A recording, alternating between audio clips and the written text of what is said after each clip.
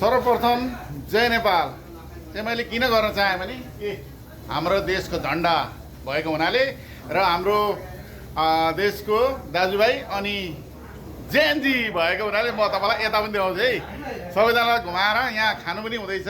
Hello भाइहरू, JNG है, एकदम जेएनजी र मेन जेएनजी यता फेरि वाओ खतरा जेएनजी, खतरा जेएनजीहरू भाइहरू। र के छ मेरो भाइहरू थोरै जानकारी आजको भेट कस्तो लाग्यो? आज जेएनजी युवाहरूसँग मैले चाहिँ सिकोमा यसरी अचानक जम्का भेट गर्न पाएँ। त्यसै क्रममा मेरो जेएनजी युवाहरू उहाँ चाहिँ एकदम पुरानो एकदम बिग भाइ हुनुहुन्छ। र आजको भेटलाई थोरै जानकारी गर्नुहोस् न, आजको भेट कस्तो के भयो मेरो भाइ? खुसी लाग्यो मलाई पनि र मेरो भाइहरूलाई। उहाँ भाइ र यता मेरो बिग भाइ अनि यता बिग भाइ, यता पनि बिग भाइ है।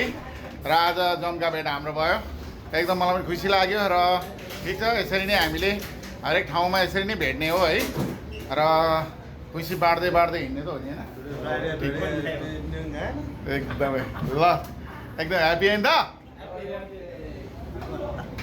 ल थ्याङ्क यू। र यता पनि ह्याप्पी हुँदै खानु हुँदैछ। Okay okay thank you. र यसै गरी सबैजनालाई मैले जानकारी गराएँ। र म अहिले चाहिँ यो देख्नुहुन्छ हिमाल, तराई, एकदम पहाड चाहिँ यता देखाउनु पऱ्यो, पहाड, जमिन, समुद्र होइन। र यता छ हाम्रो देश नेपालको झन्डा, एकदमै सौदीमा भए तापनि हामी एकदम हाम्रो धरती होइन। र हाम्रो देश नेपाल र नेपालको नेपालीको झन्डा होइन, सबैजनालाई हामीले एकदम जहाँ भयो भने उच्च शिरमा राखेर मेरो भाइ के छ नि र यसरी नै सबैजनाले एकदम हामी जहाँ रहे पनि यो झन्डा चाहिँ भएकै हुन्छ, त्यही भएर नै एकदम सर्ट छ।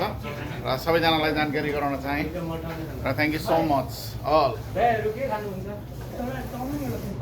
यता आज नयाँ भेट हाम्रो 2026 को भेट कस्तो लाग्यो? वाउ, इन्जोय हुँदैछ हाम्रो है यहाँ, एकदम ह्याप्पी न्यु इयर एकदम सबैजनालाई, एकदम इन्जोय हुँदैछ नयाँ भेटमा। खतरा खतरा होइन त?